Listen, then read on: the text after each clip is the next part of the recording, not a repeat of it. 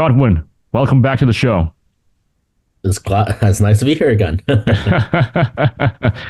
So, we left off last time talking about not just your career, but also a whole list of other topics as well. And one of those topics being introversion, as well as another topic being the meaning of life and how you can approach to that. It's a very abstract kind of discussion. And I wanted to emphasize to our viewers and listeners, our audience in general, that these conversations are what we typically go into every single time that we meet up, along with a whole slew and whole plethora of different topics as well. And today's going to be also an example of that as well. And as I want to do, I don't want to streamline this episode into just one or two topics. We'll see how the conversation goes. But I think that some of our conversations, or many of our conversations that we have, I think is quite interesting for at least for other people to listen to or to at least think about or discuss about. So, right. So let's begin. So we left off again with introversion. I think a good way to start off is our own personal experiences with introversion. So I'll start with you, Godwin. Sure. I mean, I think like I said, like referencing back to the previous episode, like I moved away from being super introverted to being more of an ambivert, but can speak on, yeah, basically I've been an introvert most of my life. Up until fairly recently, say like maybe a couple years ago. So, in the beginning, or when I was a child, basically, I used to be very like super introverted. I just like to spend time by myself. That's it, really. Whether that's at school, like during recess, or at home. Like if I was not in school, I was either doing extracurriculars or at home, right? And so I cherish that time. And like yes, I was super introvert, but kind of an I don't want to say negative way, but it's like it was more of a I needed to grow out of my shell a little bit, kind of thing, mainly because alongside my introversion, I was also super shy, had a lot of social anxiety, had a lot of low self-esteem as well. And so we're like, this is foreshadowing a little bit on a future topic we're going to talk about. But in grade three, actually, my grade three homeroom teacher had the foresight, and she noticed that I wasn't adjusting very well. I had, didn't really have friends at all, actually.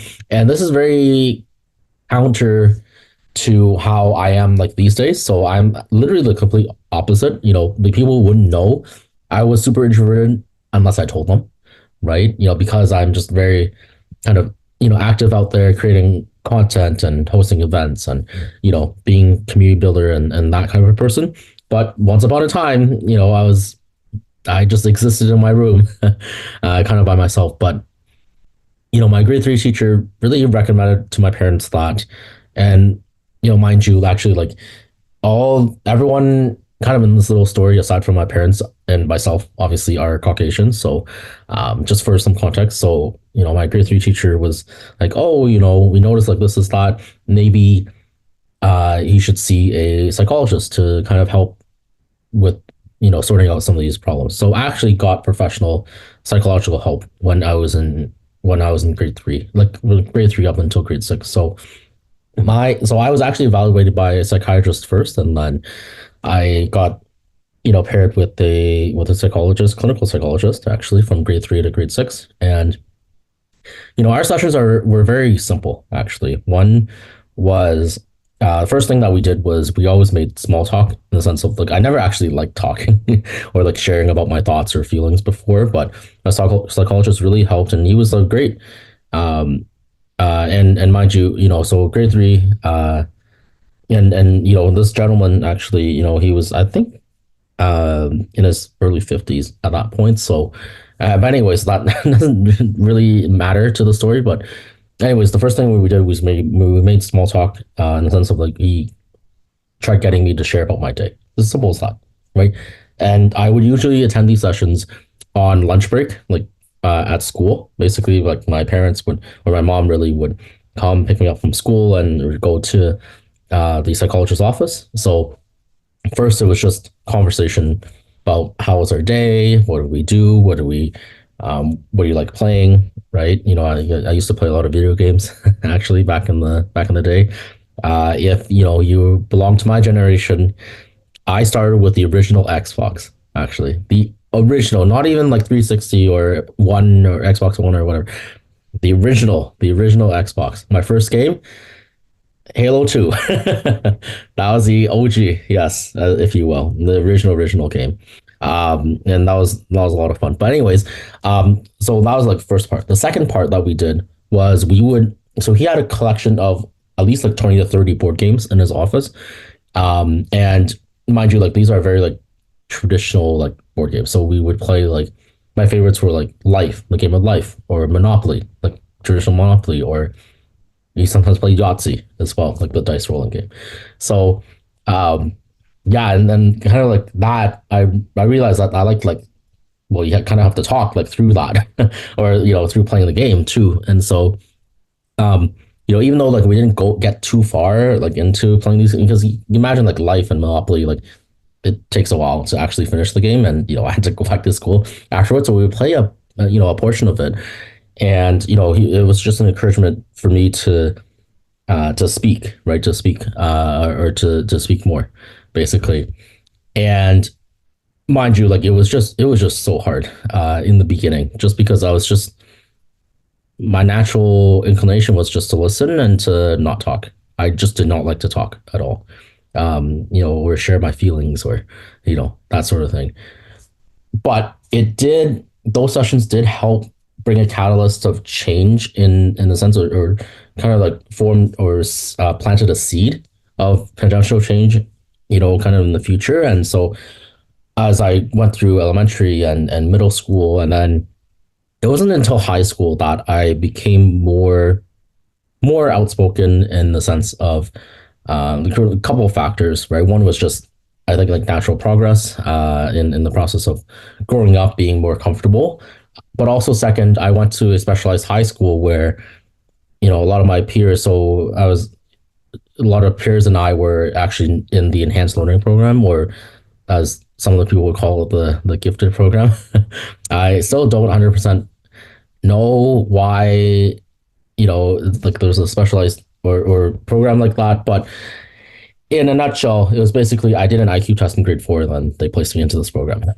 So that's kind of how I ended up there. But because I was in this like more specialized program in high school, it allowed me to connect with more like-minded peers, in the sense of like we would share more similar, say, like interests and hobbies, and we would think a certain way, right? Not because a lot of there's that misconception that like, oh, these people are like that there's like a different like class of people, or like these people are way smarter than like all you like regular people. No, there's I don't see it like that, right? It's more of our brains are wired differently. Like there are certain things that there's certain activities that we can do to kind of like further our interests, right, in certain areas. So that's kind of how I think about it.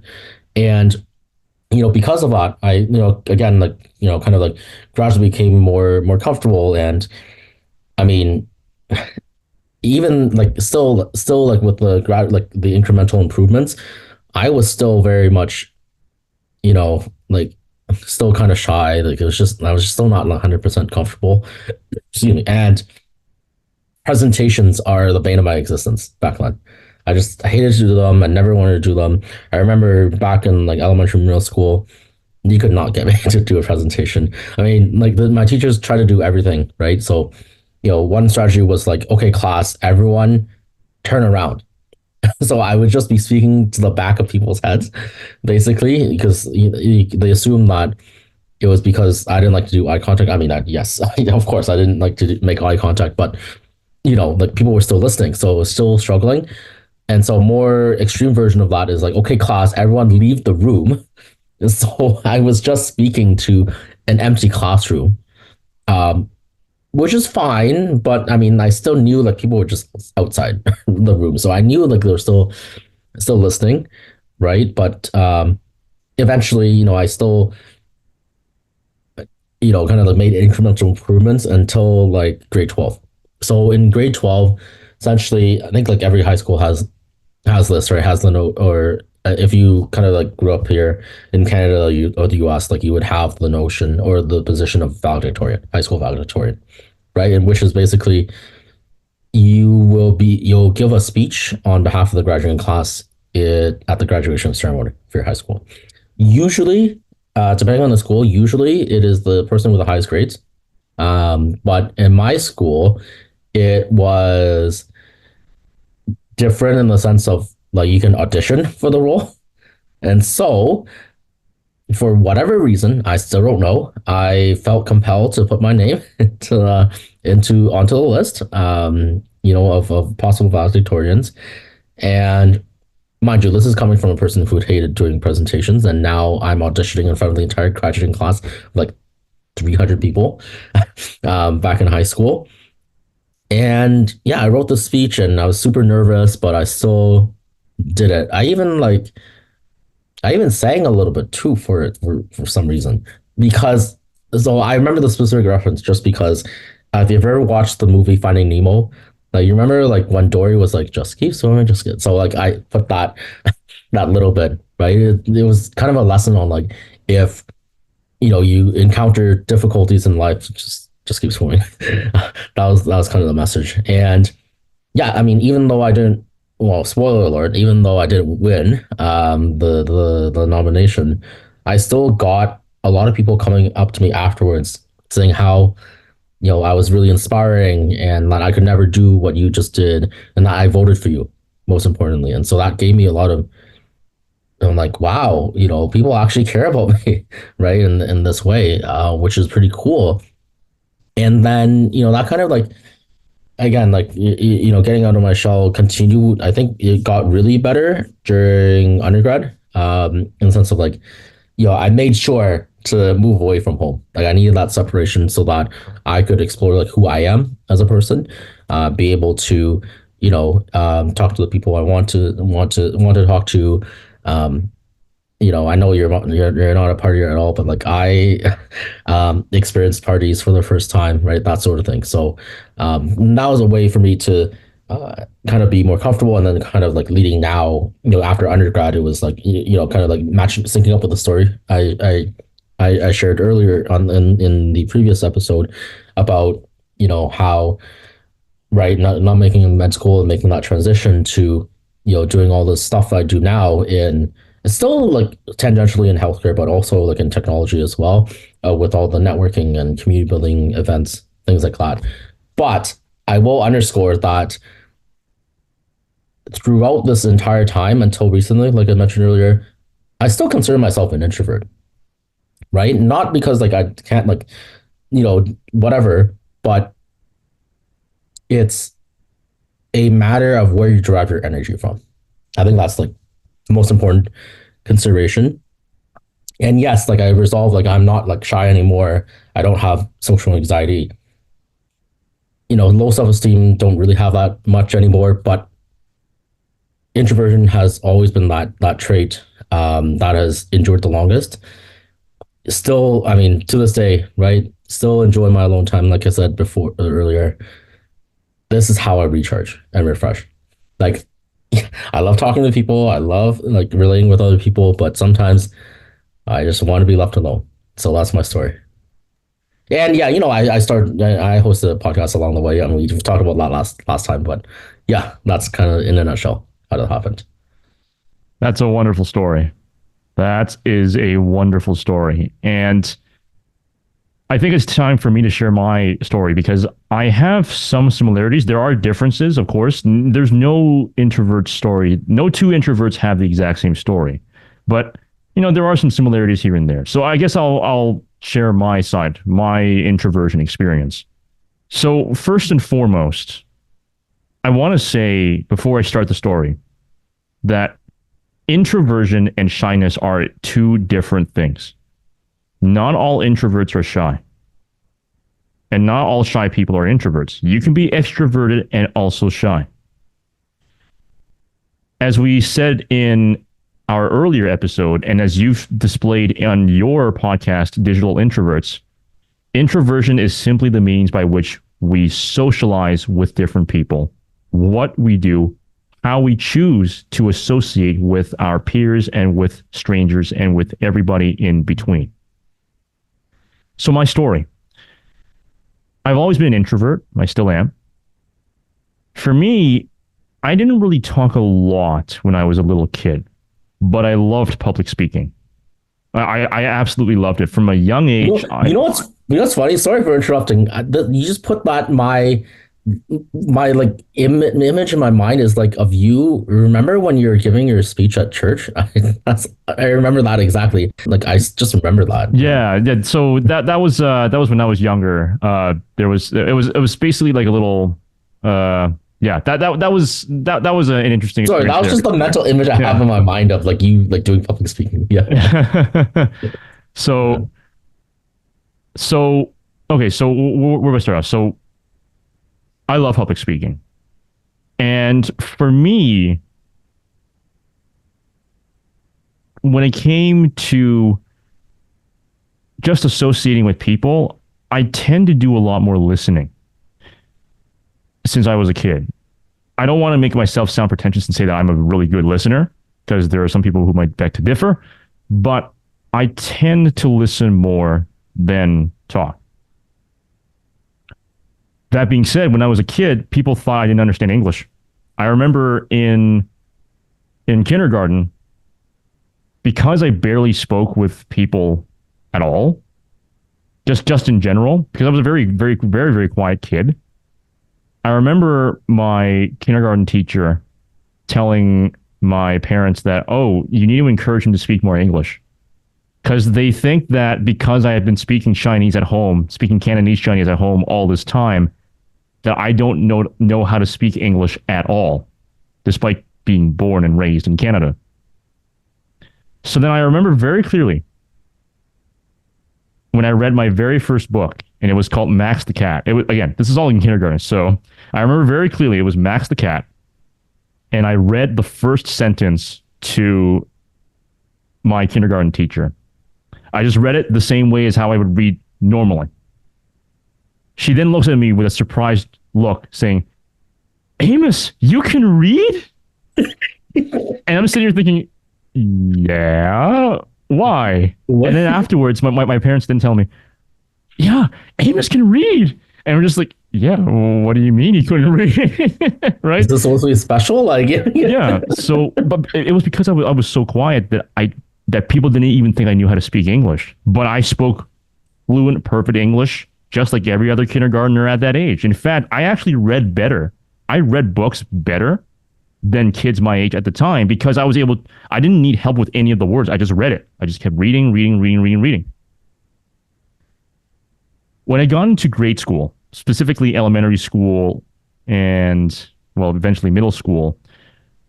So for context, I used to go to a religious private school, and they had these speech meets and spelling bees as well. But I'll focus more on the speech meets or the public speaking festivals. These were where you would compete to see who was the best public speaker. And to be honest, I didn't know how much I liked public speaking until I did my first speech. And I actually ended up getting a bronze medal on my first speech in grade 1. My total record was 2 golds and 1 bronze by the end of my tenure there, against other schools in the area, against other schools in Eastern Canada, I should say. So I was actually doing quite well at that age. I think a lot of that public speaking comes from the fact that I liked performing as a pianist back in the day. So that sort of exposure to being on stage in front of so many people, I like doing it. Now, again, you can probably see it now, or you can hear it now on my podcast. I am very comfortable talking about different topics on my feet. I love podcasting. I love broadcasting. I love doing all of these different things. But when you see me in a crowd, I tend to keep to myself. And first of all, good luck finding me in the crowd, because I typically will not be there. You mentioned how you went to your first party. I have yet to go to my first party, because I know for a fact that I do not do well in parties. I know that as a fact. No, You I don't know have to. you well enough. Yeah, yeah, it won't be your scene. No. And this is why there's an antithesis to those who keep saying, "Oh, you'll know until you try." No, there are certain things you don't have to try, and you know that it's already bad for you. Like you know, deep in your heart, deep in your gut, you know it's bad for you. You're not going to do it. Just as how there are certain foods that you know you will not eat because it just is not appealing at all. I get that there are some times that you have to try new things, but there are times where no, you don't have to try new things. If you know deep down you have a really bad feeling that has like a revolting feeling, no, don't do it. For me, I knew for a fact that I would not do well in parties because I don't like these superficial comments. I don't like superficial conversations. And especially hearing from other people talk to me about parties, like what you've told me in the past, it really is not appealing whatsoever. Again, I don't have to try to know that.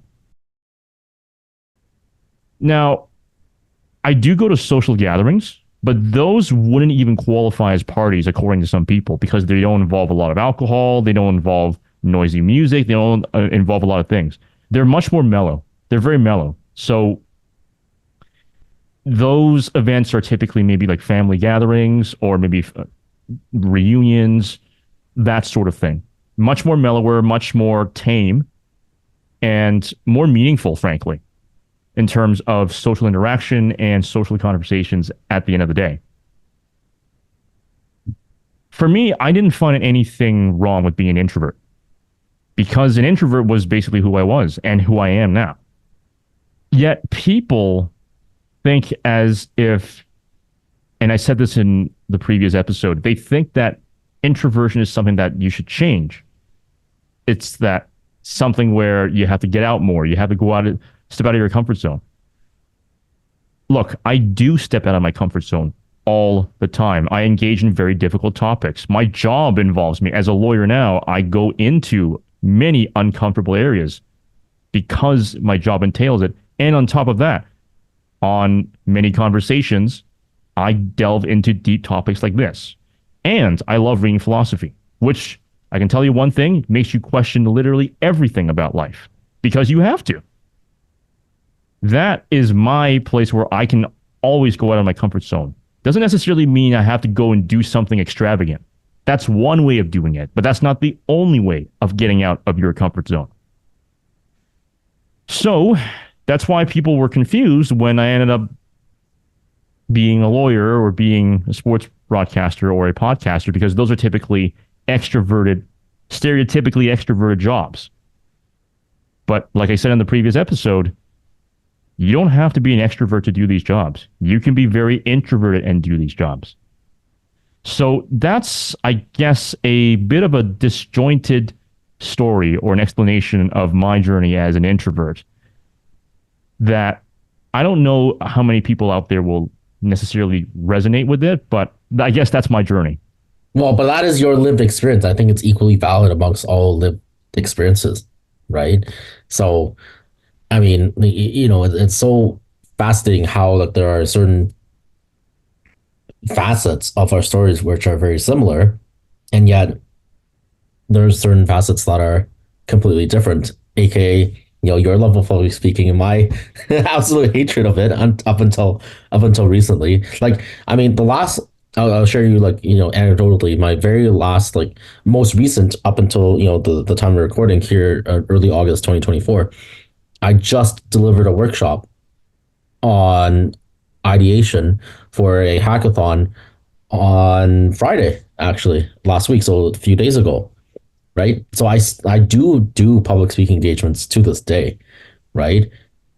I wouldn't say I'm like the best public speaker or like the most polished, but I still do it because actually I like doing it now. But at the same time, I still get nervous, right?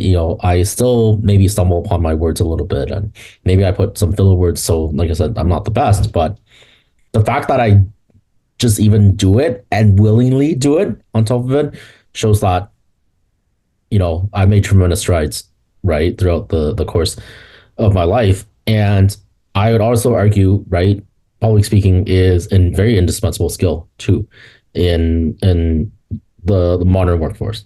right? And it doesn't matter. I don't care whether you're introvert, extrovert, ambivert, whatever vert at this point. You still have to do it. So, you know, introversion is not necessarily like an excuse, but it's just something that's like just something that you just have to work on, Yeah, right? You know, absolutely. Absolutely.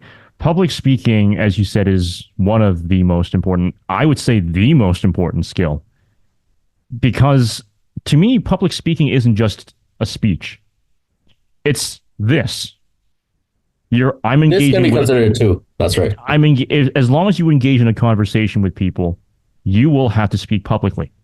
Maybe not to an audience, but to the person you're talking with. They are your audience.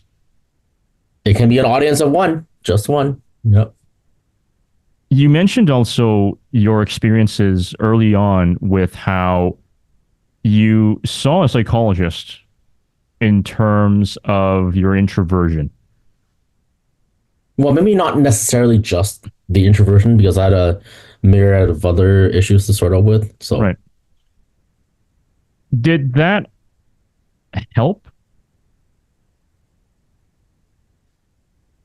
that's a fascinating question, depending on how you frame it or how you take it, right? So the short answer is yes.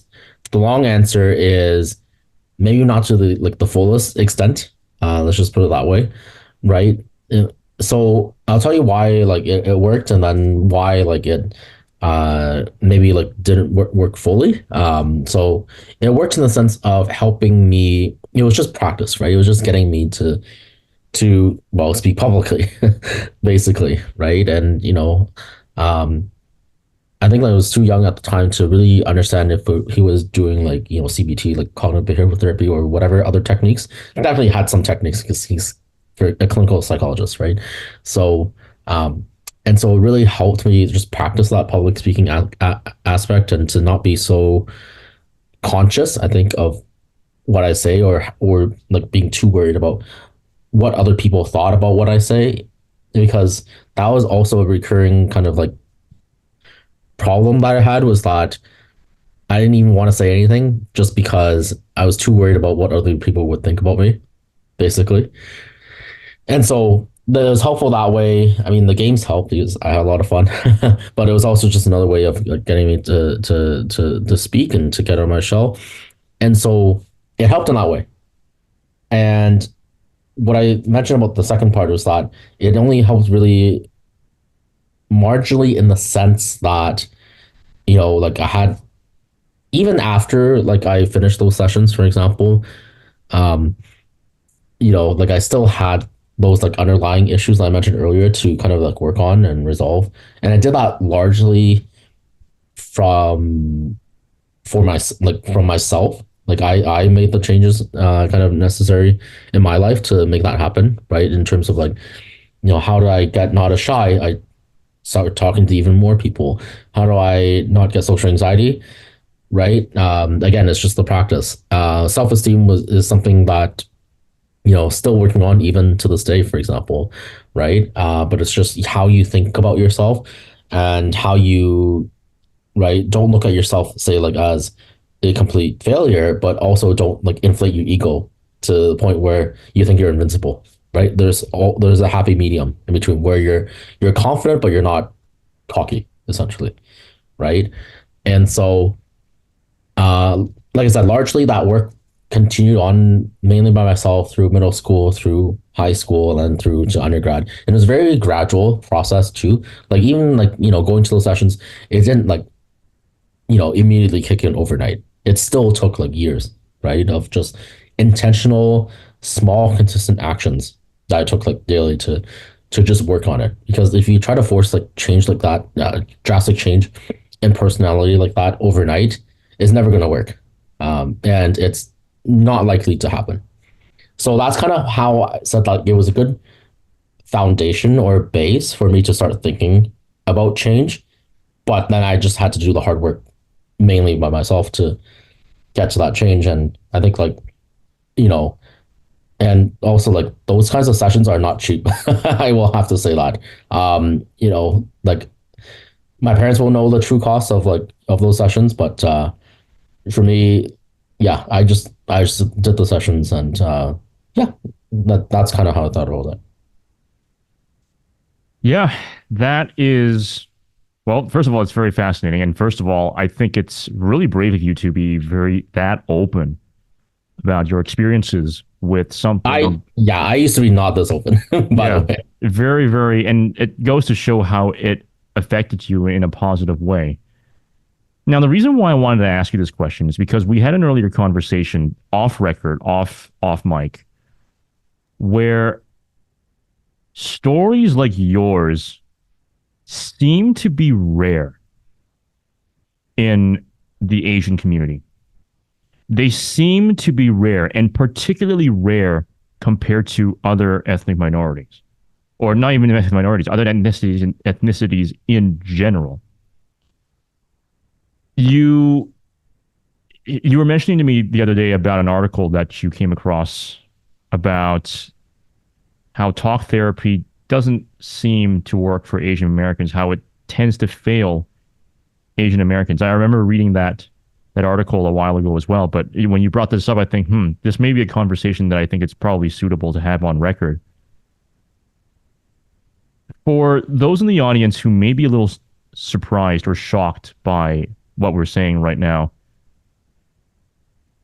I guess it will be good if you could maybe summarize that article and maybe look at maybe what we probably talk about what that entails, what that means basically for. Sure, exactly. Yeah. So for context, I actually have been doing a deeper dive into this into this problem recently as well. That is, I haven't mentioned that before, but essentially the article was it's an article from NBC, but it really talked about, this is like, although it talked about like a disclaimer, right? It talked about the Asian American community in particular. I think it's very applicable to just the Asian diaspora in general, right?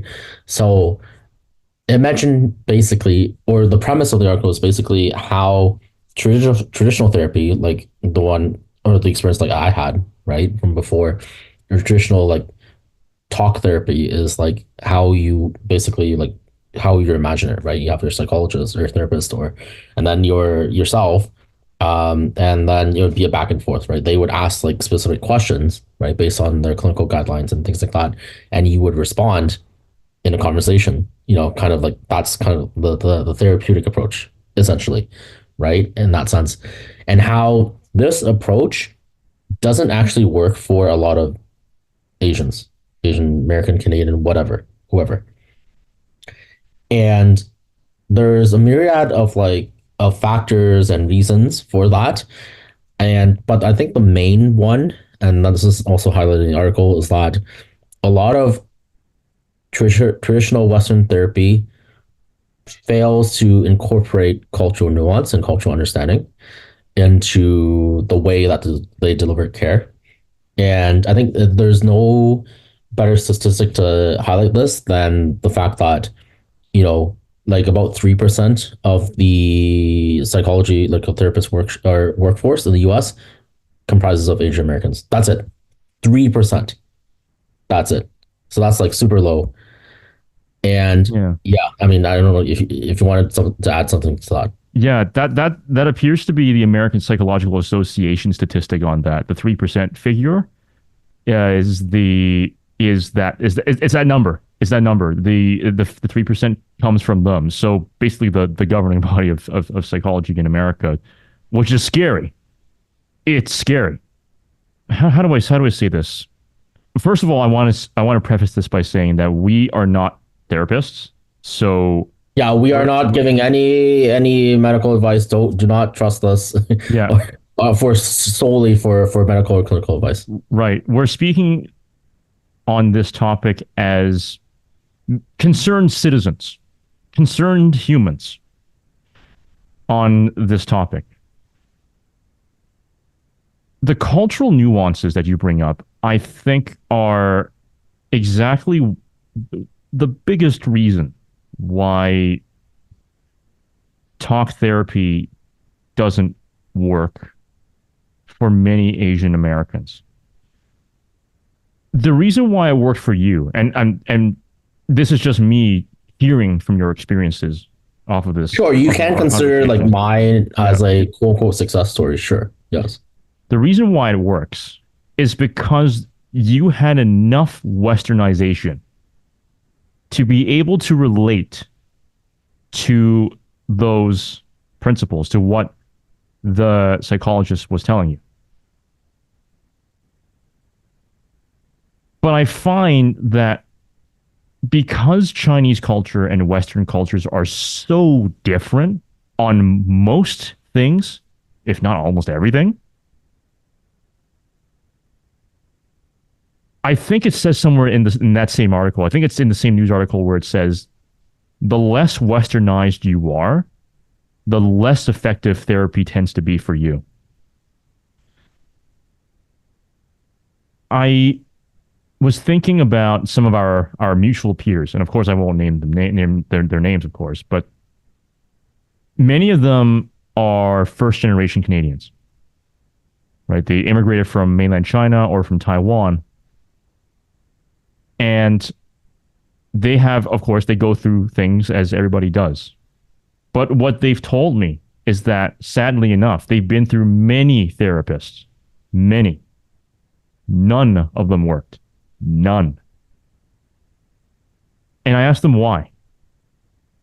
They say because they don't get us. They don't get us. They're Westerners who don't know anything about Chinese culture, or who do know, but not anywhere close to enough that is needed for us to be able to have this work. See, that is disheartening. That's actually disheartening. And again, this is not an easy topic to talk about. I think for those who are listening to or watching this episode, this may be one of the most sobering topics that we will be covering on This Is the Legend of. Because this is not exactly legendary. This is a tragedy. Of course, one easy way to fix this, and again, not speaking as a therapist, but speaking as a layperson on this topic, would be okay, better understanding of the culture. But for many Western people, not even from a therapy perspective, but even from a social perspective, they would say, where do we even begin? Even the way how our cultures think are very different. We were talking on the previous podcast about how Chinese people tend to think in terms of the doctrine of the mean, whereas Westerners tend to think of the law of the excluded middle. So even that is a massive point of contention, a massive difference between both cultural diasporas. Okay, what about your relationships with people? Even there, it is quite different. Even with the similarities, they're quite minute. So we put a very heavy emphasis on family connections. I'm not saying the West doesn't do that, but it's only a fraction of what we view it. Frankly, at times we're quite fanatical about it too. The family above all else. So, for example, I had a friend who was telling me about his experiences with a therapist, and it was an argument that he had with his family.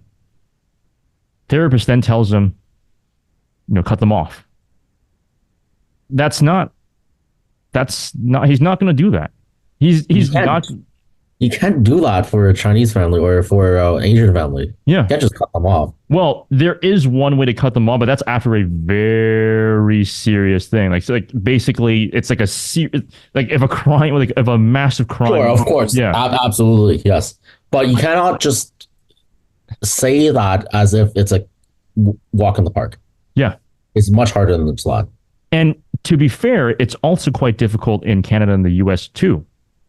But it's still easier by a substantial margin where if a person is, I don't want to say super necessarily to the extreme toxic extent, but even just maybe not as good, maybe not some of their not so good aspects, right? I don't want to say it's super bad, but just, quite bad.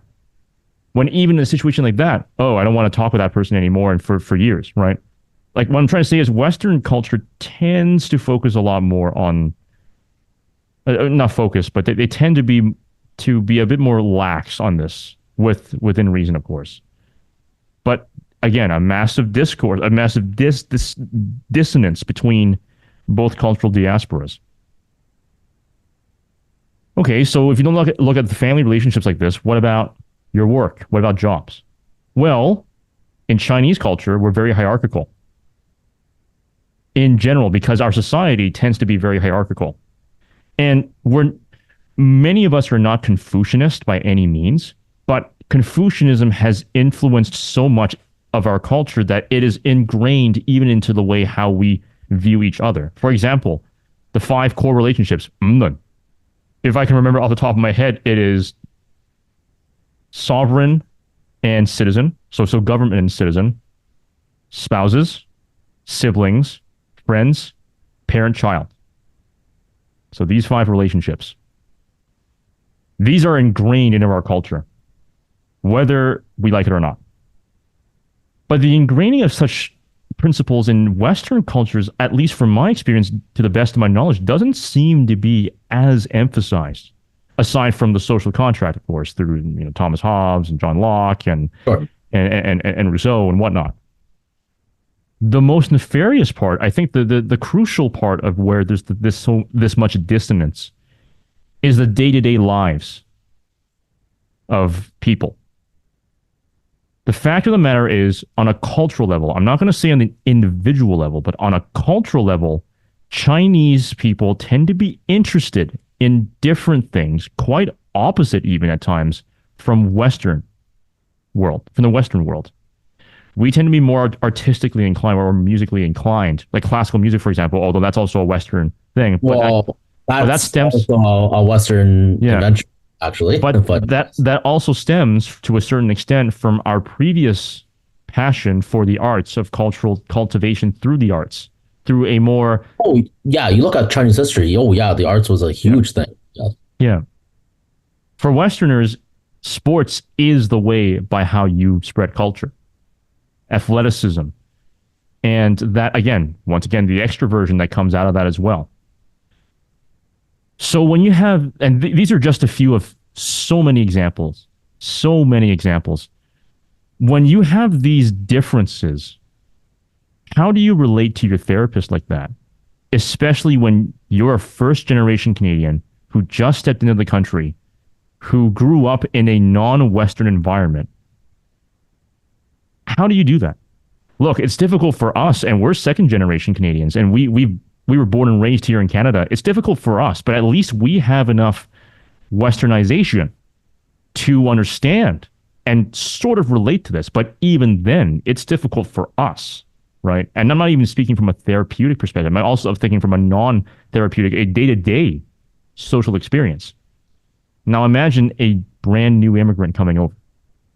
It's not easy. Yeah, absolutely. And I think you touched on a lot of really, really important points. And so to kind of like continue and kind of like further this conversation, um, and make it a bit guided as well. So in light of this like massive problem or this like gap, right? How do we solve this? Right? How should people think about this, deal with this? I think like maybe we can start with like your experience, right? And using kind of philosophical means to deal with it, and then we can go on to like what has worked for other people. Maybe if there's like a role that technology can play, we can kind of like go from there. What do you think? Again, I have to be careful when I'm saying this because I'm not a therapist and I'm not a psychologist either. I think I, going back to what I posed or posited earlier, the cultural humility is so important. The fact of the matter is, there are still so many people in Canada, even in the big cities, who have no idea about anything about non-Western cultures. None. Absolutely none. The person I was talking about, the friend of mine who had a horrible experience with that therapist of his, he actually left after just one session. That was how bad it Oh, was. just okay, just And done. that therapist worked in Vancouver for over 36 years. That's a problem. You've I worked mean, in that's Vancouver for also the 36 years. most like Asian part of Canada. Yeah. You've worked Yeah. in Vancouver for over 36 years, yet you know nothing about the cultures, the different cultures that are there. All you probably know is probably the food. That's it. And even then, your knowledge is pretty limited because you don't know about the whole history behind it. You don't know about the different regions, about the different flavors, and all that sort of thing, right? And not to mention, this therapist also made some pretty problematic comments about the Chinese community as well, right here in Canada. Now, this is an anecdotal experience, and it's not representative of all therapist experience. No, we're not trying to say that. But that being said, these problems do exist. And at least from a statistical perspective, if the American Psychological Association, along with other experts on the field, are talking about this issue en masse, then it is a problem. Then it is more common than you think it is. And the worst part is many people don't even know that this is a problem. That's the scary part. Oftentimes people tell each other that you are not alone. But in this case, it very much feels like that at least in our own community, many of us do feel alone because disturbingly, the resources that we have are nowhere adequate enough for us to even begin, to even start. Again, my friend left after one session. He'd already been through 3 different therapists at that point. Oh, that's like number 4 already. Okay, that's Yeah. pretty bad. Yeah. Yeah. And another thing that I also just thought of is that for the way how we solve problems is also quite different in the Western world versus the Chinese world. When, for us, for example, when we solve problems, we typically solve them through not just ourselves, but also with our family and our friends. Typically. It's only when you have medical issues, such as maybe a physical ailment, that you would rely on a medical professional. But in the Western world, even if it's not a medical issue, even if it's just a personal issue or a social issue, you can't exactly rely on your friends and family to do that. You have to go to an expert on that field. So now, I'm not saying which one is better or which one is worse. I'm not saying which one is right and which one is wrong. They're just different. For an Asian American to go into therapy, even that action of going to therapy is foreign to them. Why? Because now you're trying to talk about your most intimate problems with a person that you just met, that you don't even know. And even if you do know them for hypothetically a long enough period of time, they're not anyone who's personally connected to you. But as someone, especially if you are very traditionalized in your own culture, where you're used to having to talking with these issues with people who you're connected with, this is very foreign and it doesn't work. Again, many of my friends went through that. I don't know. I don't know if there's an easy fix to this because this is banking off of literally millennia, thousands upon thousands of years of cultural difference. I don't even know where we would even begin. Yeah, it's definitely a tough problem, but I think it's a meaningful enough problem that we should start solving it. I mean, obviously, it's such a gargantuan issue that you don't again like tackle it like or try to tackle it like at once. And again, like everyone has a different experience, different lived experience, right? So we can't say like, one way is better, one way is worse. But I think like, you know, definitely, I mean, you brought this up kind of earlier. It's really hard for, for people who are outside of our cultures to really, really understand where we're coming from, right? And of course, I think the next thing would be like, oh, just simply increase the number of Asian therapists, right? But first of all, that might not be like completely feasible, right? And second, like, is sometimes like I've heard from some of my friends too, and it's like I got matched with an Asian therapist and it still didn't work, right? So and maybe it's actually even like the whole premise is is flawed in the sense of maybe talk therapy is just too Western, or it's just this is just a Western thing that we just it just doesn't work, right? I don't know. It's tough. Yeah, it's quite tough. There is this one book. I'm trying to search up the name of this book, but it's a really fascinating book that talks about how there's the globalization of Western therapy, where even Eastern problems are being or attempted to be treated by Western therapy and how it doesn't work. The name of the book is slipping my mind right now, but I think that is a fascinating book. It's written by I think an American author, I think. But again, the book is just dodging my It's mind. okay when you remember it. We can put it in the show notes. It's fine. Yeah, I know absolutely. But it's a very important book to consider because therapy itself, again, the way that we deal with it in Canada is very much a Western thing. And that's why it's so difficult. And that's why I have to be very careful when I'm even talking about this topic, because now even talking about where it might be a flawed is very sensitive and very uncomfortable for other people. Oh yeah, This absolutely. is the most sobering topic that I've ever had to cover, really, on any podcast episode ever. But I think it's an important question, an important topic to talk about, because if we want of you who have Asian friends who may be very traditionalized by, who are very traditional in terms of their own respective cultures, if you want to be able to help them, you have to be conscious of where the limits of everything is. Everything has its limits, including the very means that we take care of ourselves. Look, physical medicine, physicians can only do so much. We can't cure everything. In fact, we can't treat everything in the physical sense. Mentally, there's no difference even here too. Now, again, I want to make this abundantly clear, and if it wasn't clear before, I'll make it clear again. We're not saying that therapy doesn't ever work. We're not saying that.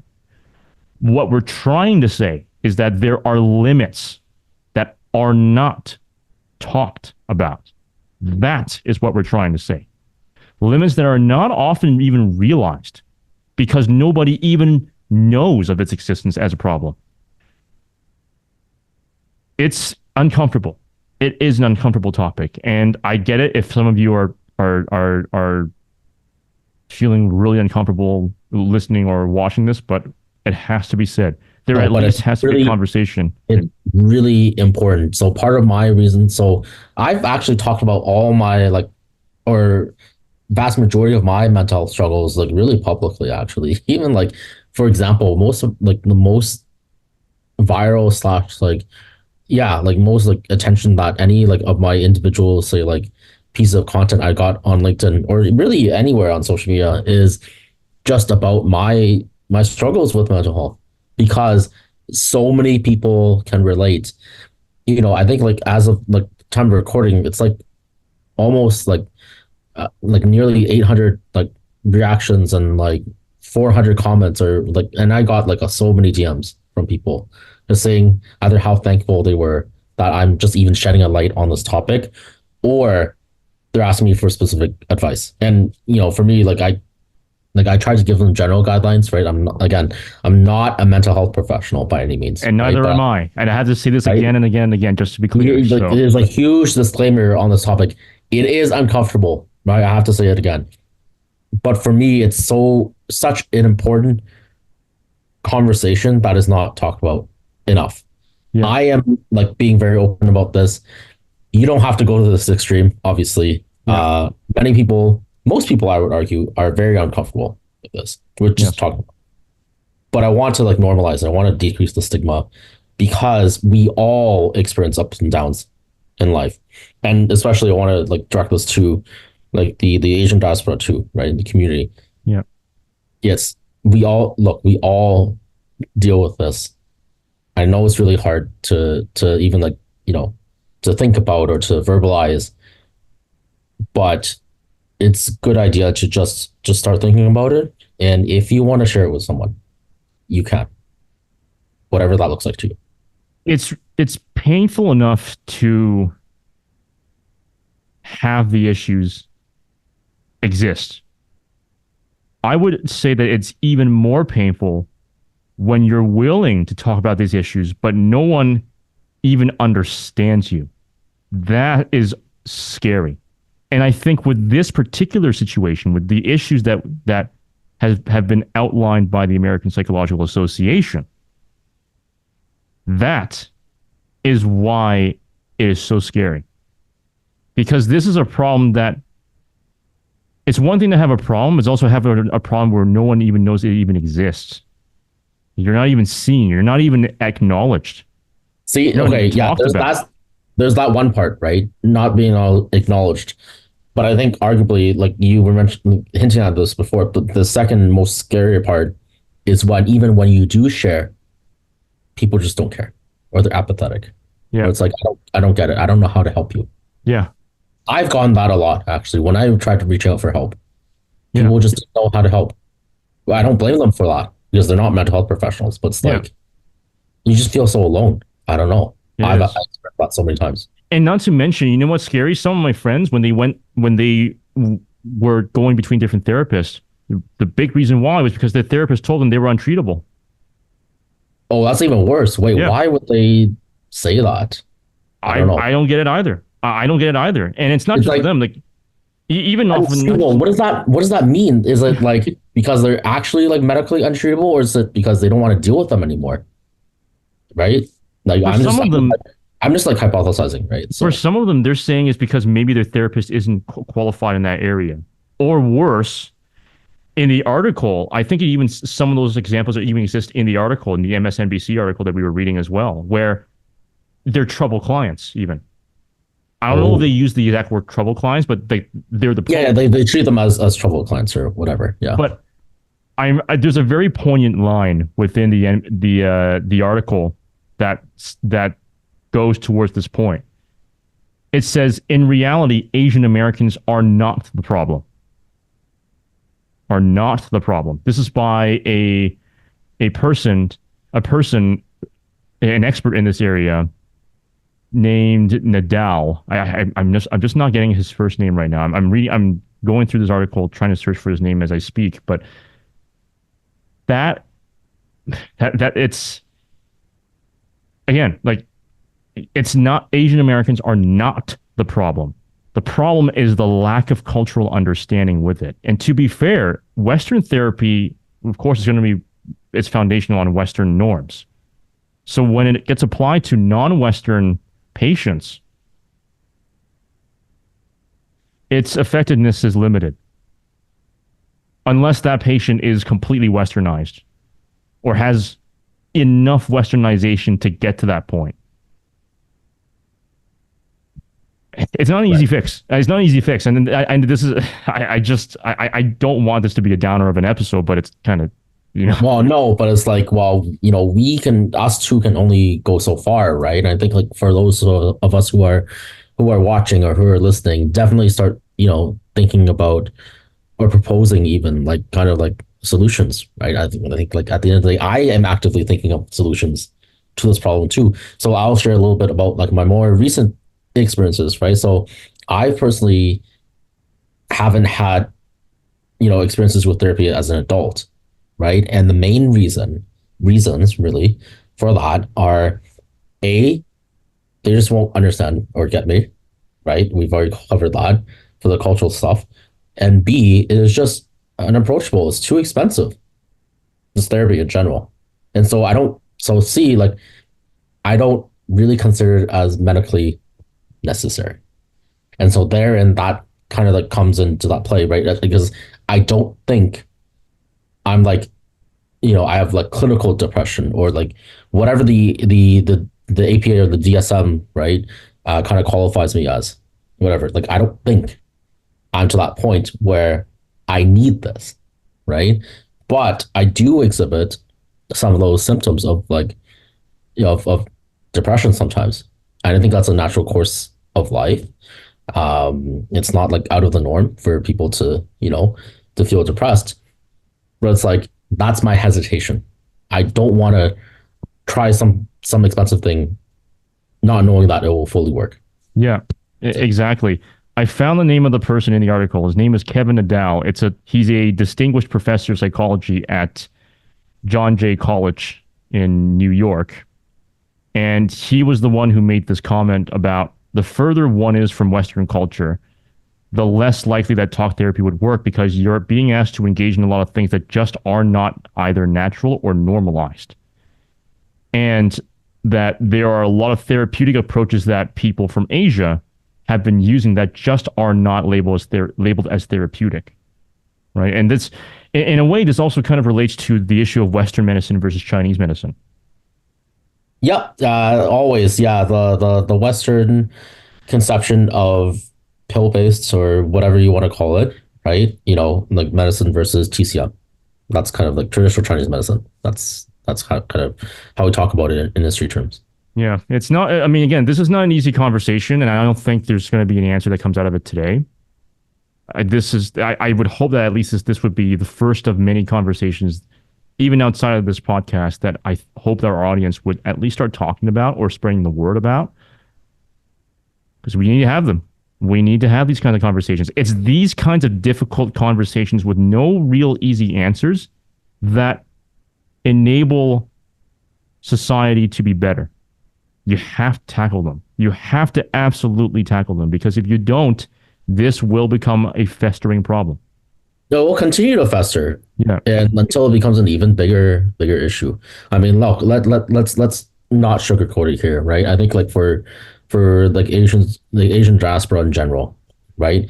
That just has been tough over the past like 3 to 4 years. I mean, you have COVID, anti-Asian hate crimes. Like it's just you see it every time. Like like some other elderly person gets beat up for no reason, It's even right? before that. It's even I before Yes, that.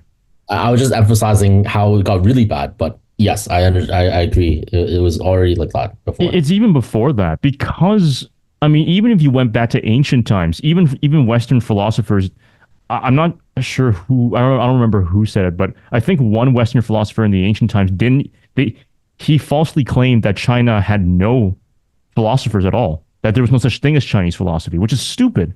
It's stupid. It's Yeah, I mean, stupid. Eastern philosophy has existed for as long as ancient China has been around. Yeah, Yeah. it's weird. It's so wrong. I think this could also go towards maybe parts of the mindset, right? And another thing that I think we had in our topic, our show notes topics, is the issue of the weird mindset. So Western But, educated, industrialized, rich, and democratic is what we mean by yes, that. It's the that's right. abbreviation. Not calling these people actually like weird, but like that's the acronym for Yes. it. So there's a pretty fascinating book on this topic called The Weirdest People in the World: How the West Became Psychologically Peculiar and Particularly Prosperous, by an American Harvard trained professor named Joseph Henrich. Actually, he wasn't Harvard trained, but he is faculty at Harvard University. And we haven't read this book yet, but I think this will be an interesting book to at least start because there are many of the things that you and I have talked about so far on this episode and also on the previous episode. Henrik also covered that in his book as well. So it's more than just individualism and collectivism. It's a lot more than that, but it does stem a lot from this dichotomy here. I think the weird mindset, and we're sort of weird too, because Yeah. We're more like um eed or eared without the W. Like yeah, we're yeah, eared, but sort we're of. not. Yeah, so And we're close enough. Let's just yeah, put it that way. we're We're close close enough. enough to weird. Yeah. It's kind of hard for me to go on this topic because there's so much we can do with this. We can either say that the differences are too stark and let's leave it at Just that. leave it at that. Okay. Yeah. But we can also say maybe the differences we can kind of unite them as one. we can say that too. But then there's also that also the whole can of worms Yeah, yeah. Is of that even pragmatic? I mean, yeah. yeah. One big question is how do we get understanding? How do we get the weird world to understand the non-weird world, how the mindset goes? Because even though the weird world, especially North America, has only, well, North America in particular, I should say, it's only been around in the weird mindset, has only been around for maybe around 400, 500 years. But Yeah, whereas, yeah, yeah. I mean, ever since like the Renaissance, really. Yeah, yeah, but the Chinese culture has been around continuously for over 5,000 years. yeah. In So some truth. if you were to compare it as an analogy between the cultural diasporas, the Western world is quite literally an infant compared to a fully middle-aged grown adult, basically.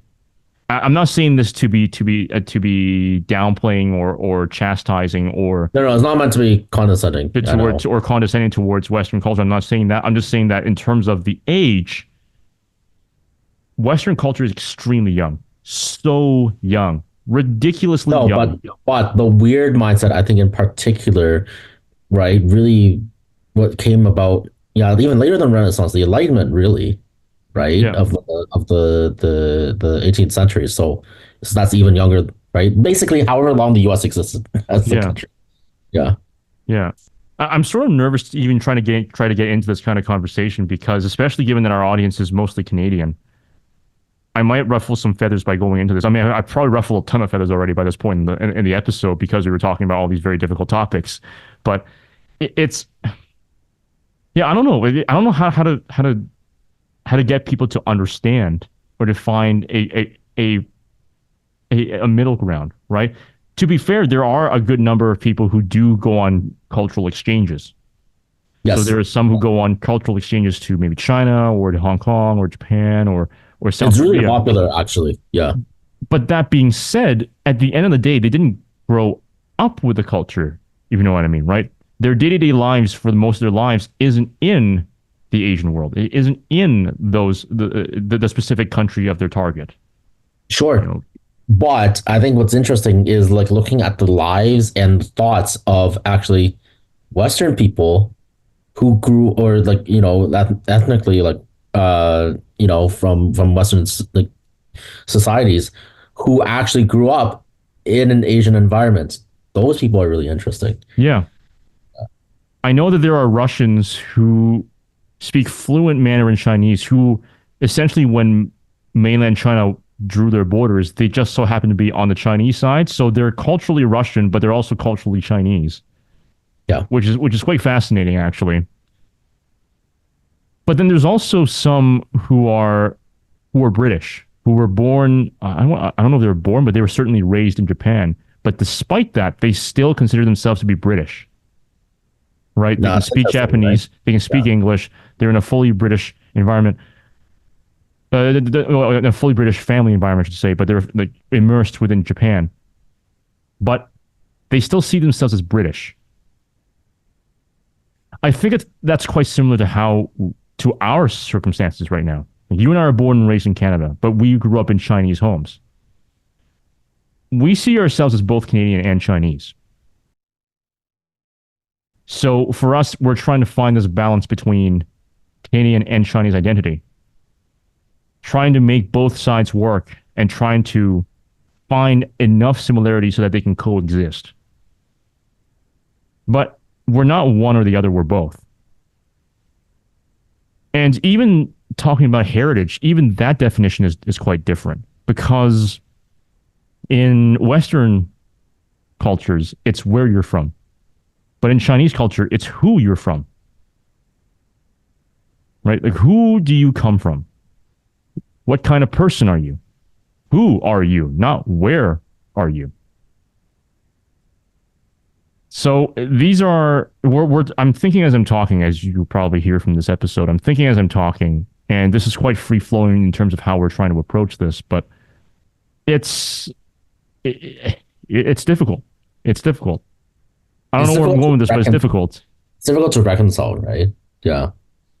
Yeah. I don't know. What are your thoughts on trying to reconcile these two areas? I don't know. I mean, so it's fascinating, right? Because there's so many different factors that go into play, right? So like we have that similar story of like being born and raised mostly here, right, in Canada, and then you have like a lot of my peers where it's basically based on like when did they move here, basically, right? So some people came when they're a child, so they're still fairly westernized, for example, right? Versus people who just moved here for school, for post secondary, basically. And so like they spent basically their entire childhood in Asian culture, and they came for school, and and that kind of like cultural dissonance is very strong, right? And so everyone has that kind of like different experience, and so for them, for example, people who just moved here for school, they don't have that like strong sense of like Canadian identity. I don't expect them to, right? They just came here for school, right? And that sort of thing. But it's also like how they like, do they want to like go back, or do they want to stay here and make a life for themselves here in Canada? Now that's another difference, right? Also like versus like for people who were born and raised here or came here when they're very young, it's more like of a Canadian kind of identity, right? And then you have those really interesting third culture kids where they basically moved around a lot, right? When they were growing up. So they really have a very different or maybe even non-existent sense of like identity where it's like, okay, they know they're ethnically whatever, but culturally they're like all over the place, right? It's like I know people who are like the children of diplomats or the children of military soldiers. They moved around every few years or every few months in some cases, right, to different places around the world, and just like I'm just a world citizen at this point. So it's difficult. I mean, even for me, for example, right? Sometimes like for me, I mean, like I try to balance it as often as I can, basically, right? Like when I'm in the home environment, for example, I obviously am more Chinese in the sense that I interact with my parents and not kind of like Chinese community, like broader kind of community. But when I'm doing work, or if I'm hanging out with my friends, or that kind of like different kind of environment, I'm more Western because, or more Canadian because that's kind of like that type of environment. And now hanging around with actual fellow like Chinese Canadians or like just like Asian Canadians like yourself, now that's a whole different conversation in and of itself. Are we more Western? Are we more Asian? It also really depends on the individual. First of all, how aware they are of these like identities, but also second, how strongly they play into each of these identities as well. Right. I mean, I think we've addressed this before in a previous conversation. There's people who are very in tune with their ethnic culture, right?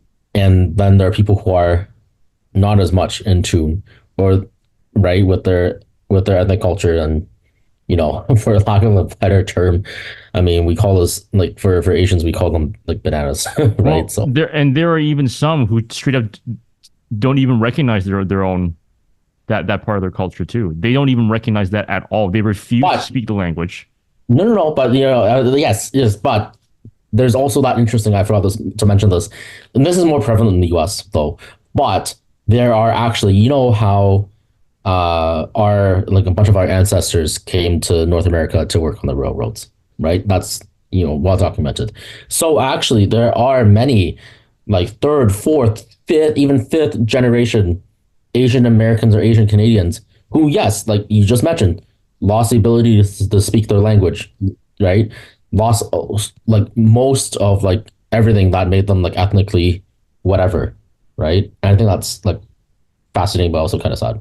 Yeah. So in that situation is different because over time it was lost, right?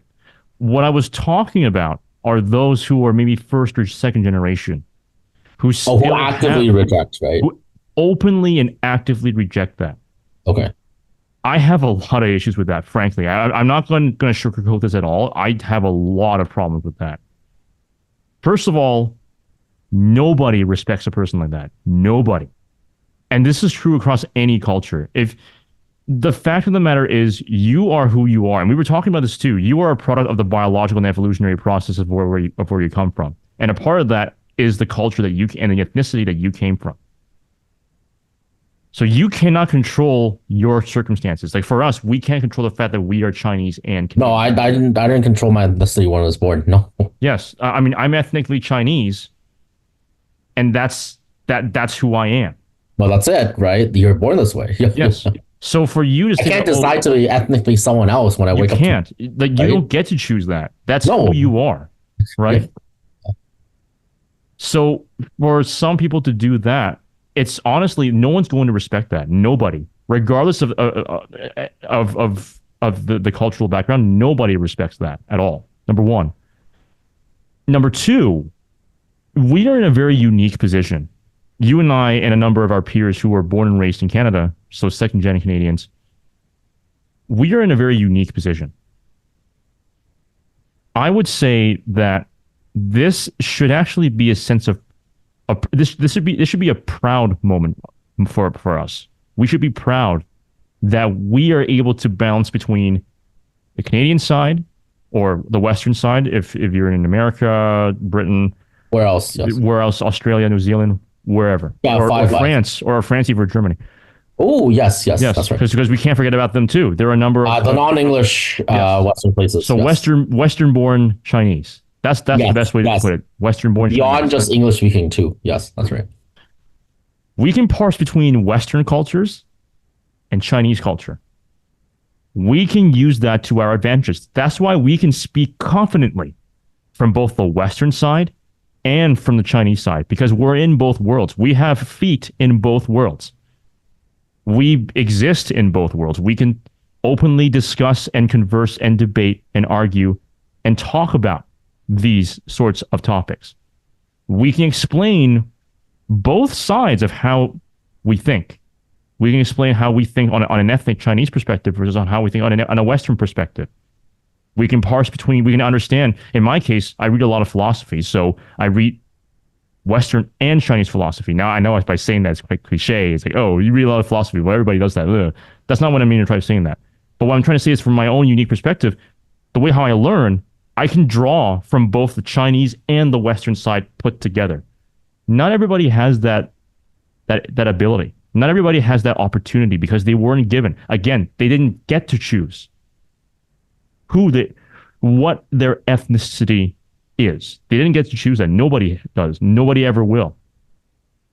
So this is an opportunity for us to do that. And that's why I think this is not the first episode where I've talked about this. On Professor Kadat Sang's episode, I started doing a little bit of this already. And even on our previous episode, our previous recording, we also did a little bit of this as well. I think this is an opportunity for us to talk about that.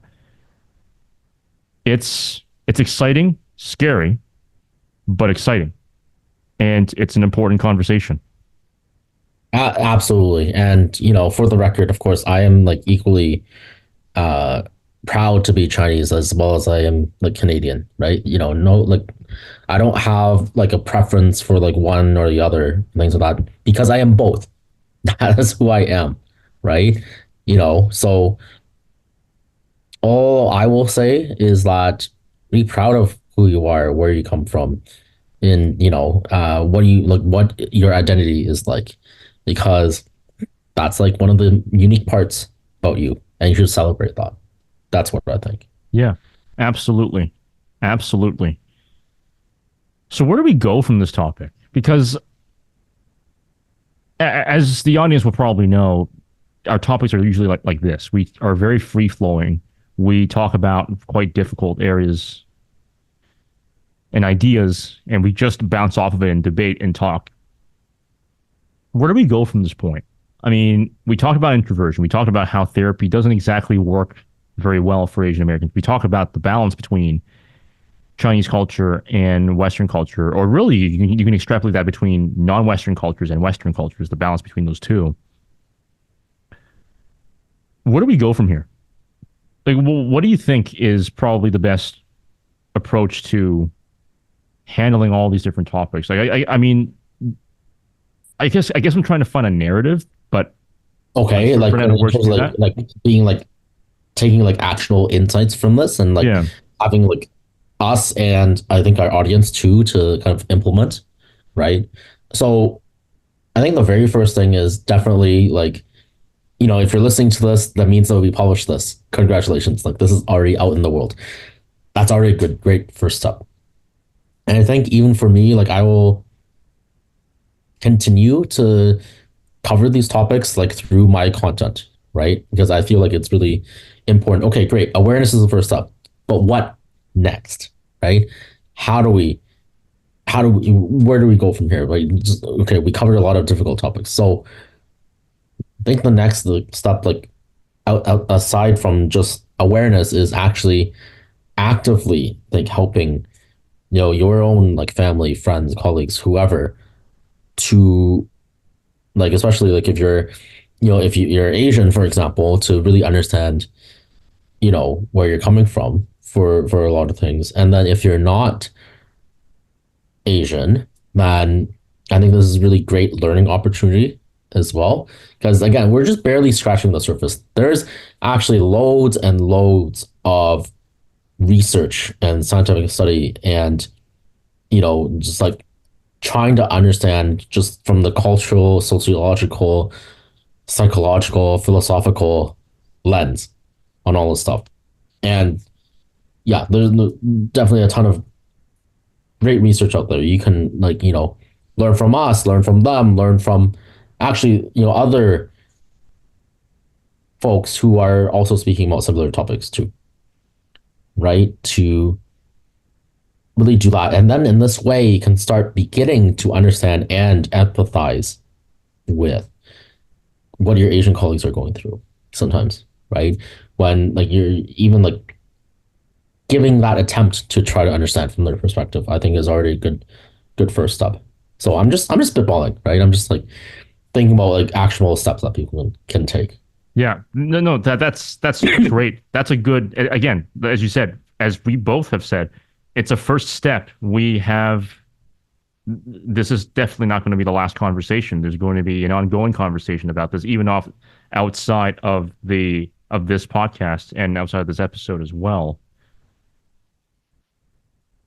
Another Absolutely. way of looking at really even just podcasting as a whole and looking at how we typically talk is that you can essentially philosophize even through that. I think it was Alex O'Connor, the philosopher that I was mentioning on for the last episode, on his podcast Within Reason. He said that podcasting essentially is one of the best forms of philosophizing because you're literally talking in real time with somebody else and then you're trying to challenge or fine tune what you know, what you don't know, and how do you go from here. And the best part is because it's all recorded, then you can also share it to other people and they can see the source from where it is better than even reading a philosophy book, for example, because a philosophy book is basically a curated Well, as, it's a secondhand account. Let's yeah, just put it that way, right? Like for example, like even like the philosophy books of the ancients. That's all just like secondhand, right?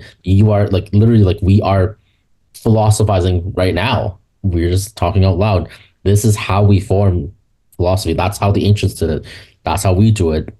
The bonus is that we get to record the moment that it is put out into existence, right? and that's why this episode is a very different episode from most episodes that I've ever done, and probably I think every other episode that I've done. Because for me here, this is a lot more free flowing. This is probably the most free flowing episode I've ever done, and I'm excited to say that because you're going to be a regular appearance on this podcast, we're going to have a lot more of these types of conversations. So I love doing these kinds of free flowing conversations and thought processes because that's how we learn at the end of the day. I love the Socratic method because it's a chance for me to be wrong. It's a chance for See, me. ah, that's see, That's really interesting because not a lot of people like to be wrong, Yeah, actually, right? yeah. But this is how we learn and we grow, right? This is the beauty of like a forum like this. Like this is how we did it in the past. This is how we do it now, right? And it's kind of like, kind of like supportive environment in a sense, right? Where it's like, okay, you kind of talk about ideas, you debate on these ideas, you are willing to concede when it makes sense. This is how you grow and you learn your ideas to be like your thoughts can be challenged, right? Versus we talked about this like earlier and then in the last episode where if everything becomes an echo chamber and you basically freak out when you're just slightly challenged on your idea, that's not healthy for learning and growth. This is how we grow as a person when we are a willing to admit when we're wrong, and b we just tackle the ideas themselves and not attach them to our personal worth. Like, don't take it personally, basically. And I think it's also important for people to be graceful when someone is wrong. I think one big reason why many people don't want to admit that they are wrong is because if they do, then people tend to be very vicious about that. They say, "See, you're wrong. You've lost all I'm right. credibility. Haha, Look how you're a wrong, look fool, how wrong this right? person is. Don't listen to Yeah. this person ever again." You're stupid, right? Or whatever. Yeah. That's that's not conducive either. Yes, there are certain points where a person can be so wrong that such a a reaction is justified. Something that's of a very basic moral value that that basically if something that's so harmful to a person yet someone's trying to justify it, of course that sort of reaction. But even then it's more, it's a gray area, I should say, right? Sure. But in general, when it comes to some of the things, like for example, some of the things that we're talking about right now in this episode, we could be wrong on this. Oh, also like audience, like feel free to challenge us too. Yeah, challenge us, of course, but be respectful about no, it. but do it constructively. Like, don't just like say like you're wrong without like any reason to it. Or Right? or you're wrong. You don't know what you're talking about. Get off quit and Or get off yeah, the basically go platform. into any like level of ad hominem attacks. Like you just derailed the entire argument, right? So Yeah, and frankly, you've lost. If anything, I ironically, think you you lost yourself it have too lost it too because it's because a lot. It's a logical fallacy. Yeah, yeah. So the whole point of a podcast is to have a conversation it's a and to conversation spark. starter. Yes, Yes, exactly, and to continue the conversation outside of just the recording. Being able to think and to have these kinds of long form types of conversations is essentially, I think, one of the best ways to grow forward. Like I said earlier, I love the Socratic method because I get the chance to be wrong, and because I get a chance to be wrong, I can fine tune my knowledge base. I can fine tune what I know. I know what I know. I also know what I don't know, and I can also be more aware of what I don't know. What I don't know. that's right. That's this is probably the most important lesson that I learned in high school. Oddly enough, through theory of knowledge in the IB Yes, program back in okay. the day. Yes. To this day, TOK, theory of knowledge, is my favorite course in all of high school because it is, well, first of all, it's very basic level epistemology. Sure. Second of all, it challenges how you know certain things, and it also makes you constantly question time and time again what is right, what is wrong, what you think is right, and what you think is wrong. Why is it right? Why is it wrong? And how do you know, or how do you not know that it's right or wrong? See, Right? those are such fundamental questions of just reality itself, right? I do this like all the time, right? With any decision that I make or any action that I make, I always first ask like, why am I even doing this? Right? What's the benefit? Like, why am I feeling this way, right, towards a certain thing? And like this is the basis for which critical thinking like derives from. Because if you go through life like just like going through the motions or going through it very like surface level, then you can never kind of like approach like things the way that like this like it requires this like level of depth, right? And frankly, I think it's a very shallow means of existence personally if you don't like consider all these things. So And simple questions can also be the most difficult questions to answer. Here are a couple examples. What is left? And describe what is left without using the word right. It's not that easy. It's not that easy. oh, I mean, I'll give you another example. Like, what is orange without using any like other colors? What is orange? What is orange exactly? One of my chemistry teachers back in high school told me about his PhD thesis, his PhD dissertation, I should say. Yes. The question he had to answer was, what is water? That may be arguably the most difficult of all. Yeah, what is water? What is it? Instantly, I'm thinking, be water, my friend, if you know what I mean, right? But yeah, it's actually, No, these but are, if you think about it, like, what is it? You know? Yeah. I mean, even one of the most classic examples is what is the meaning of life? Sure. Yeah. Some may say 42. Some may say something else. I don't know. Some might say 24, Patrick Starr from SpongeBob, but whatever. Whatever. Patrick. Yeah. No, but it's like that's like the most basic, I think, question. Like, what is the meaning of life? And the Right? thing is, there is no clear answer to even that. Some No, would say, no way. No way. some would, first of all, some would even say the question isn't what is the meaning of life. It is there meaning in life? Yeah, so you're already challenging the premise of the question itself with another question, Yeah. right? Yes. So that's the reason why I think movies like The Matrix are actually really, really good movies. Better than just the action scenes. To me, the reason why The Matrix resounded so much with me is because of actually the philosophical underpinnings of it. What is real? Yeah, what is reality? What is real? Yeah. Yes. What is real? How do And you how do you define know? real? So, yes, Yeah. exactly. So if you and you remember the scene that I'm trying to refer to, it's the scene where Morpheus and Neo are plugged into the construct, not the matrix, the construct. It's a loading program basically. And I'm paraphrasing here, but Morpheus talks about how if real is what you see, hear, smell, and touch, then real is just a series of sensory notions and sensations that you have that your body can perceive.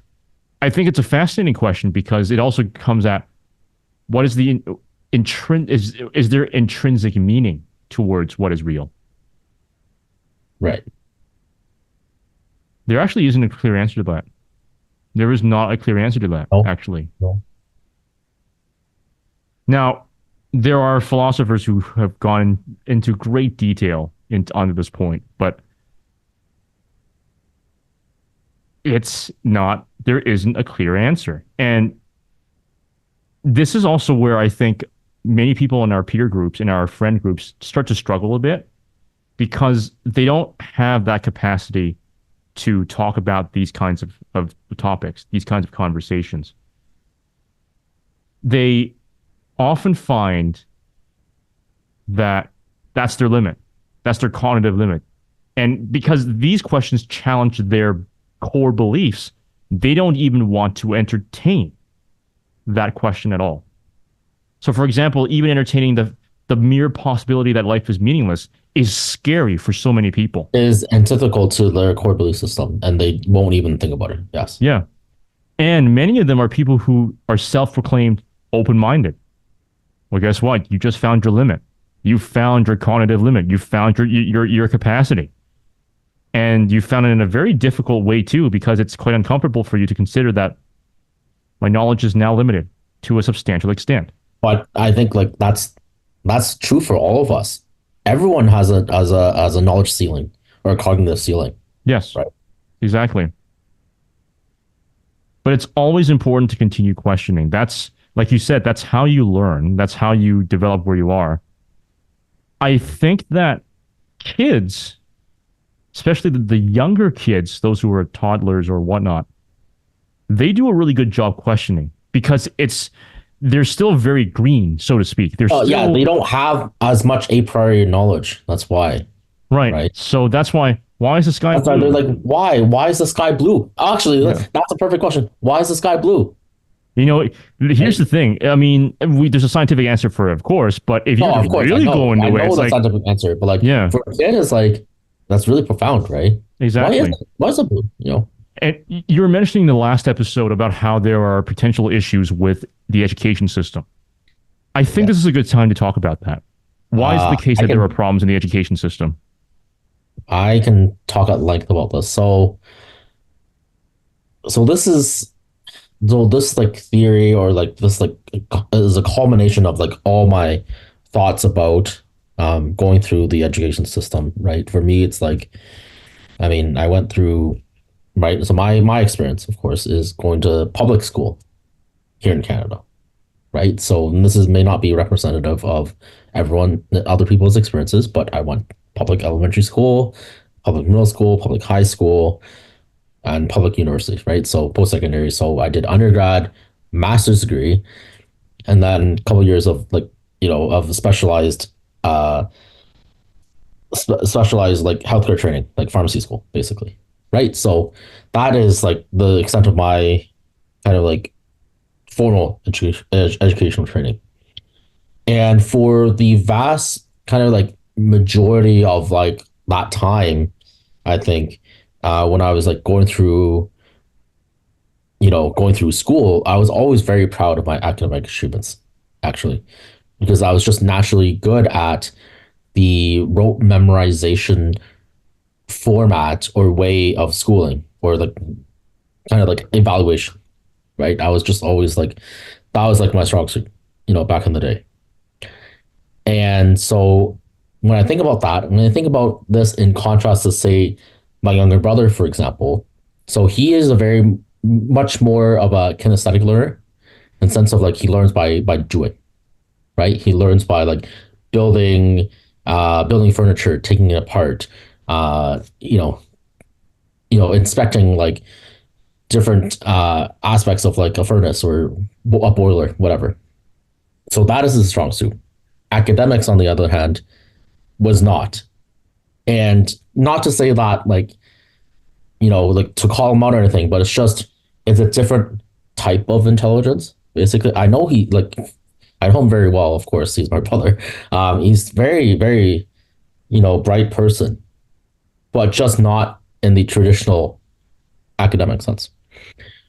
And so I think in general, like as much as we kind of like espouse the ideals of like personalized education and homeschooling and private schools and blah, blah, blah, blah, right, and specialized education programs or courses or you know you know education technology ed tech whatever, right, it remains the fact that we are still educating our future for with methods from the past that are mostly not applicable to what we're going to do in the future.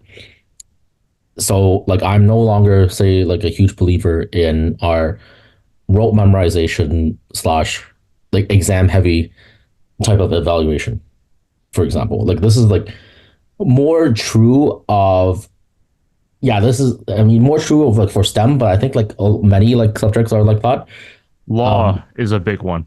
right? Yeah. I mean you guys write like essays and stuff, but like, it's like more of like because I think like there's so many problems because I think about like just very recent example, like our recent grads, for example. The job market, like as of the time of recording, August 2024, is absolutely terrible.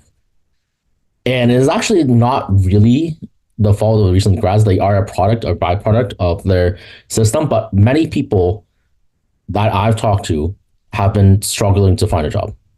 Just simple entry level position, right? And so the question becomes like, is it like the student's fault? Is it who's like, is it somebody's fault, right? Or is it just the reality of the system? Is it because our schooling, our education is not adequately preparing, you know, people for the jobs of tomorrow? and we think about more on the existential level, and this is where I'll bring in kind of like my like technology kind of experience and thoughts, right? How much does that have to do with the speed in which technology comes into play, right? How much does this like now what happens when I'm going to bring like a bunch of like topics together. What happens when people are so sucked into the social media algorithms? What happens when people just use ChatGPT to do all their homework? What is real learning now? What is education? What happens when like all these millennial parents are who are just shoving iPads in front of their children at 2 years old? Is that real parenting? Like, sorry, like this is a whole like can of worms. I'm Yeah, trying. absolutely. And I do want to jump in on this point as well. So I had a conversation with a senior partner, a senior lawyer, who has been practicing for about 40 years at this point. He's basically at a point where he can retire at any point. He's in his 70s actually, but still a very sharp guy, super sharp guy. One of the sharpest Like people in the minds, right? profession that I've ever known. He may be 70 something years old, but he moves, acts, talks, and thinks like a 30 or 40-year old in terms of his acuity, I should say. And we were talking about this exact point. He and I are of the same opinion that Chat GPT, and for that matter, AI usage in learning skills, not even just learning in schools, but learning skills, is not the way of the future. Because Chat GPT, and for that matter, it's also broader, even in terms of technology in general. Technology, in my opinion, and also in the senior partner's opinion, should only be used as a supplement, as a tool, not as a replacement or as a reliance. The problem is with many students, especially those who are younger, is that they rely on these tools like ChatGPT to learn how to do things, or they don't even learn at all. No, they straight up just let the AI just do it for me, right? Yeah. And one of the big things is even writing a paper or writing a biography about yourself. So I've known a couple of people who work in different professions, I should say, who were asked to write their own biography. They got ChatGPT to do that. I'm sitting here thinking, are you serious? A biography, Wait, you know your it's a life. story about yourself, right? Like, Yeah, it's a story about your own professional experiences and your practical experiences. Why are you relying on technology to write it? You should be relying on yourself. I mean, the only technology you should be relying on is Microsoft Word. That's it. or whatever, wherever you type your document. Yeah. Exactly. When you start relying on technology to do the skills for you rather than learning the skills for it, that is when it becomes a very massive problem.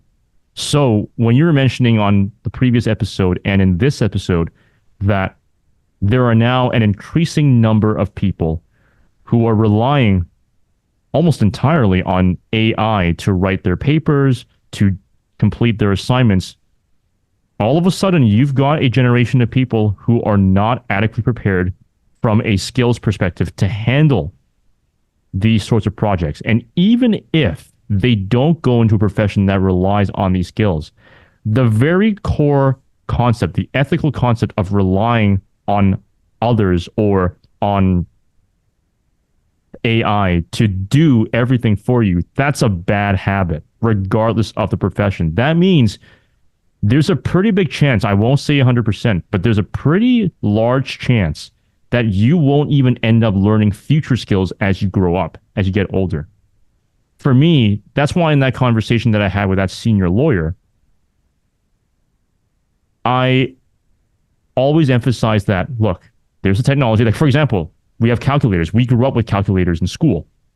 But note that we never use calculators to do all of our math. In fact, on some tests, on all tests and exams, the teachers forbade us from using Oh, calculators. really? Wait, what was that specific experience? Because I've always had calculators. So, Wait, maybe not, but not up until like a certain grade, right? Like in middle so, school. so for the most part, for example, I mean, the basic stuff like addition tables, Okay, yeah. subtraction tables, multiplication tables, division tables, those are stuff that you should be doing Well, you should on the do fly. like with like mental math. Yes. Yeah.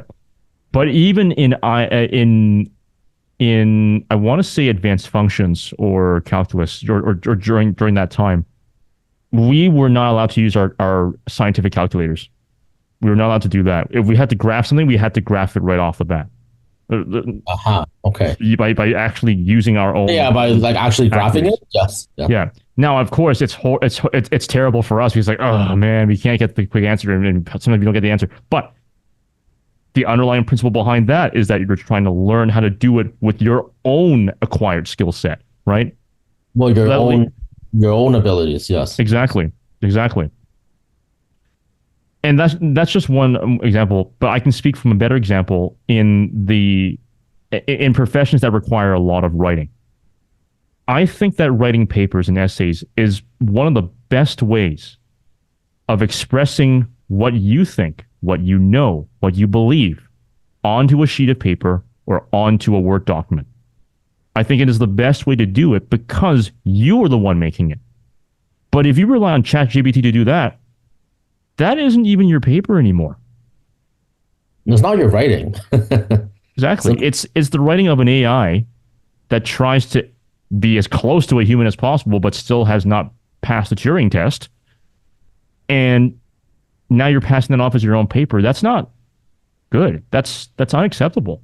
If anything, there could be there's an issue of academic integrity at that point if you start doing well, I that. mean, it's a huge issue now. I mean, you can imagine, right? I mean, there are companies like, one of my friends runs a company called GPT Zero. Essentially, it tries to detect AI writing, right? So, but as you can imagine, it can be pretty tough, Yeah. right? Nowadays, right? And now it's like there's this whole crisis, I think, going on in the education sector. It's like, well, we can't tell if this is like actually legitimately someone's written work or if it's just like AI generated, right? But then I think more fundamentally, right, from your view, like written communication is just as core skill as spoken, Yeah. uh, as verbal communication as well, right? If you cannot get your point across without having to rely on AI, uh, that's really bad, right? And again, and I've been bashing social media so much over this episode and also the previous episode. Social media has caused that to be a major problem. Nowadays, people just want to communicate through simple text, through short text, maybe a couple of emojis. But the fact of the matter is, conversation is a lot more nuanced. To be honest with you, even even a podcast episode that's recorded like this. So we're recording this over a platform, a video conferencing platform. For me, it's the second best way to do it. The best way, of course, is to do it in person. Yeah, I would have to come over to your place or whatever. Right. But what I'm trying to say is that the reason why it's the second best is because it gives you almost all the nuances of face-to-face conversation. You have the visual, you have the aural, AURAL, combined. The reason why it's not the best is because you're not there in person. You miss just the last little bit of the visual nuances, the facial cues that you would have in conversing in person versus conversing over a video conferencing platform. Sure, and true nonverbal communication, like the energy that you give off, things like that. Yeah. Now imagine not even having that. When you neither have the verbal, nor have the oral, nor have the visual, when you're just texting. And not only that, you're texting with short form English, right? Yes. Yeah, short form And with emojis. slang and not to mention the slang nowadays from what I've heard from Gen Alpha is No, that's something not else. getting into it. It's something else. I think we're getting old. So I yeah, think that I thought the slang back in our day was weird enough. Now it's yeah. just like So, what no, it's on a earth whole is even that? it's a whole complete different world now. Yeah, I can't believe like we're in the era already of Gen Alpha. You know what I mean? I thought Yeah. we were still dealing with Gen Z. No, it's Gen Alpha now. Yeah. Oh my goodness. But it goes to show that learning written communication is just as important as verbal communication. And on top of that, that's why I think one future, not the future, but a future of learning is to have conversations that are almost like a modified version of the Socratic method. You don't have to be as formalized as the Socratic method, but at least take inspiration from it and then build on top of it. Right. That could be interesting. Yeah. Only if people want to engage with that. Right. So, I know I do.